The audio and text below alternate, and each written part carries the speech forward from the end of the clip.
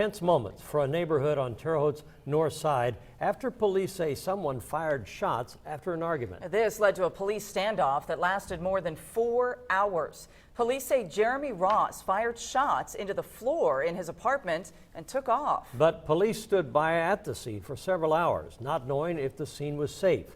So, does Terre Haute Police Chief John Plassey approve of how this situation was handled? News 10's John Swanner talked to the chief today. John, what did you find out? Well, to you and I, Mark and Patrice, last night's response may have seemed long, especially when police found that Ross was not holed up in his apartment.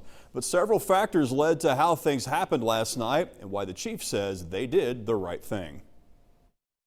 And something like that, we err on the side of caution. Wednesday night's police standoff certainly had its share of tense moments, from shots fired to people evacuated to a long wait as police, along with Jeremy Ross's father and girlfriend, made numerous attempts to contact him. Until we got a response, we didn't know if he was alive or not. And at that point we did, and then we just tried to figure out where he was. Police said they had information that Ross was likely not in his apartment. However, his text messages hinted that he could have been. Police also saw movement inside the second floor apartment. Perhaps that was from his dogs, but Chief Plassey said they were taking no chances. Initially there was the thought that maybe he had killed himself. But then again, we didn't know for sure, and we didn't know if he's up there thinking about doing it. That's why I said we didn't want to rush in and cause him to do an action that maybe he wouldn't if we just waited him out and let him calm down. Still, police were confident Ross was elsewhere.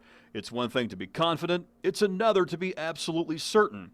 That's why ultimately officers did a careful sweep of the apartment. We cleared methodically. We did room by room to make sure, he wasn't there, that, he wouldn't hurt one of us or hurt himself possibly. And so it doesn't happen in a minute. It takes several minutes to get that done. In fact, all of these steps took a lot of time, but this is done slowly so that no one gets hurt. And in the end, police got their man without incident.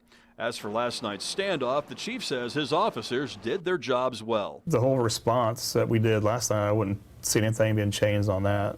And had we not, determined that in our minds he wasn't there, we probably would have been there a lot longer than that.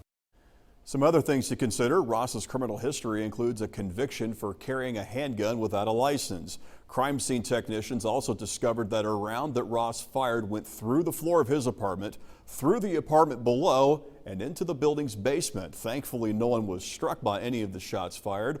A tip from the public led police to Ross, who was sleeping in a garage on South 13th Street, and he is now in the Vigo County Jail. Back to you. All right, thank you, John.